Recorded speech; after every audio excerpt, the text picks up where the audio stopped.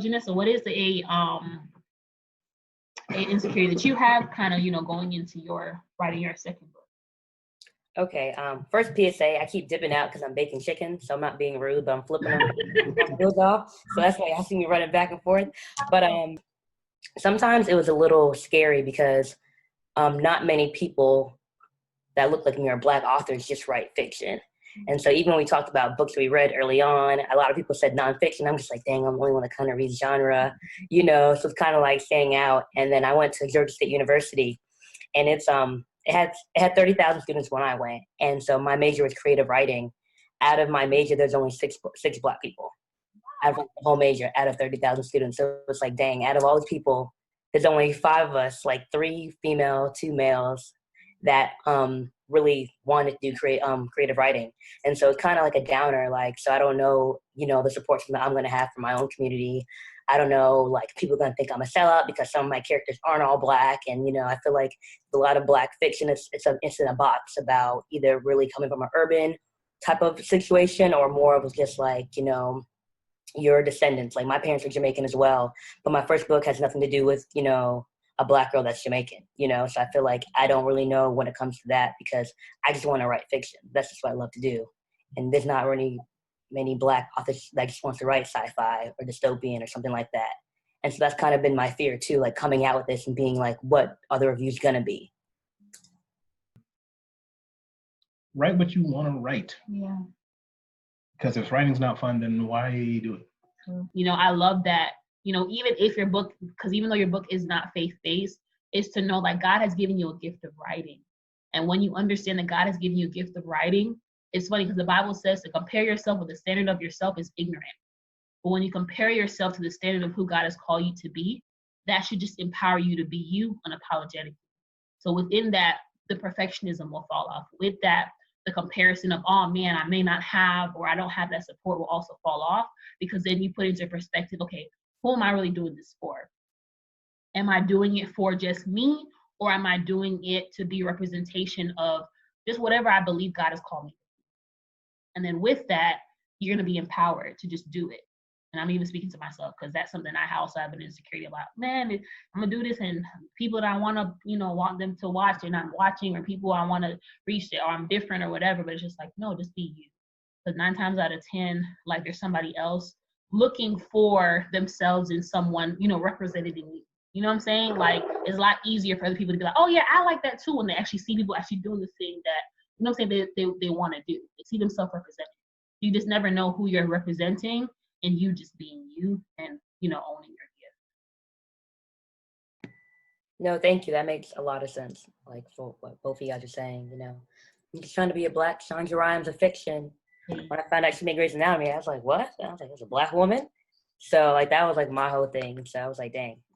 Yeah, and then it's just, oh, snap, like, a Black woman, writing fiction, that's lit, And think of it, she probably had to overcome the same type of things that you're, trying to overcome, and, like, not seeing herself represented or not believing that could even be a possibility, She's a little bit older than this, so I can only imagine, like, the pushback and maybe the resistance that she must have had to even get to where she has gotten to. And, say that's even a blessing to know that someone has already paved the way in a way for you. And now that's like, say, okay, well, now I have the opportunity to pave the way for somebody else who, who may look like me, who may be a, first generation Jamaican American, making it, what I'm saying? Like, even with that is something to be like, wow, like, I could be a representation of something.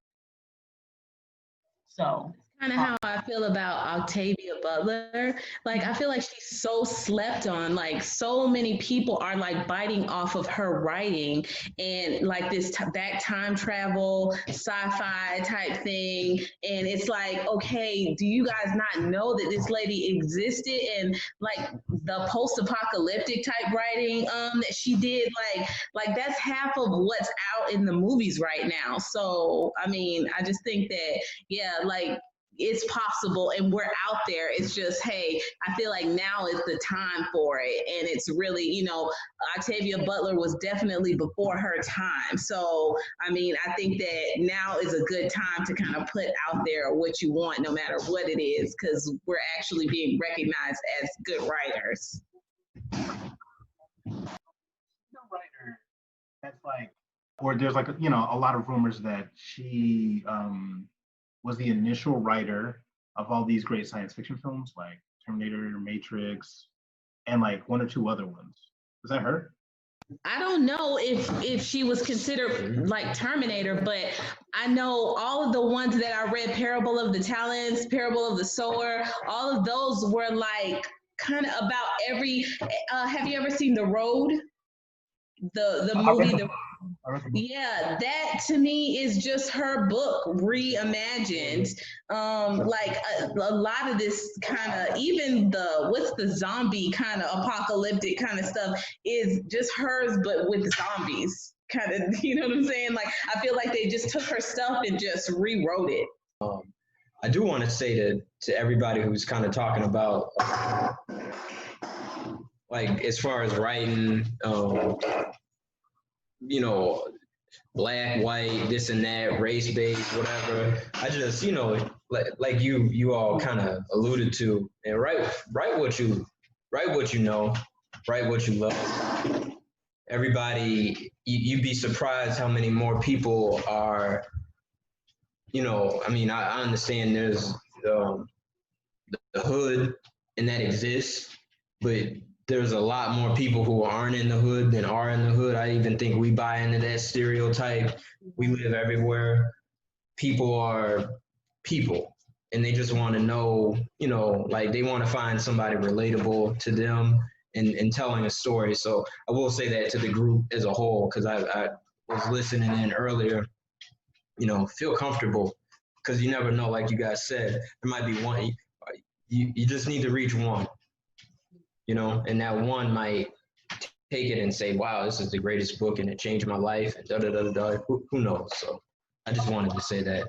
Yeah, please, leave a word on it. Yeah, and to add on that, I am writing a novella that is really bizarre.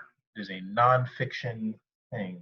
Yeah. I told you some of it. It's really bizarre. And I don't know currently, I don't know who, like within the circle of like church, friends, I don't know who I could actually be like, yes, you would like this. So,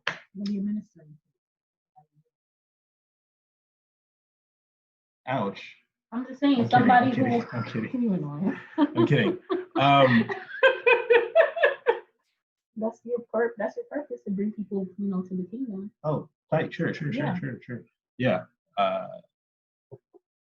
Yeah. As a very strange depiction of Jesus, but it's like you need, long story short, like it's really I don't know. I couldn't just give it I couldn't just give it to anybody at Gathering Oasis, as far as I know. So yeah. So I'm doing it, Janice is doing it, we're all doing it. Yeah. So yeah, let's do it. Let's do it. No, yeah. And I think, and it's funny too, because even though I may not be writing a fiction book, I still sometimes, like, if I talk about my insecurity, is like people not reading my stuff. Like, and you would think, well, oh, yours is just like, the basic Christian type book and people are just gonna read it and love Jesus. But like, even that's still insecurity for me, feeling like, okay, is someone gonna actually read the book? Or feeling like my problem may be an oversaturated market of everybody talking about something they love Jesus and about to write a book. And sometimes that's difficult for me, but I think it just goes back to the same thing. Oh, she's so precious. I love it. Oh my God. Sorry, she's so adorable.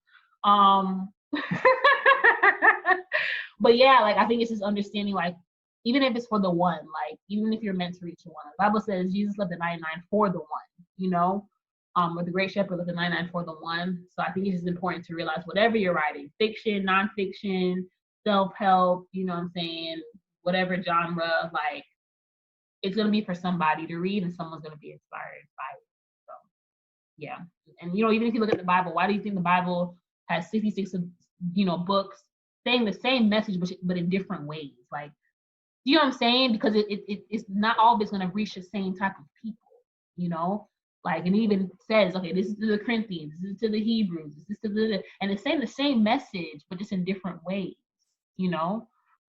Like even this week, it just blew my mind because I was reading about Melchizedek, and they pretty much saying that it was like a possible pre-incarnate of Jesus because he just kind of came out of nowhere.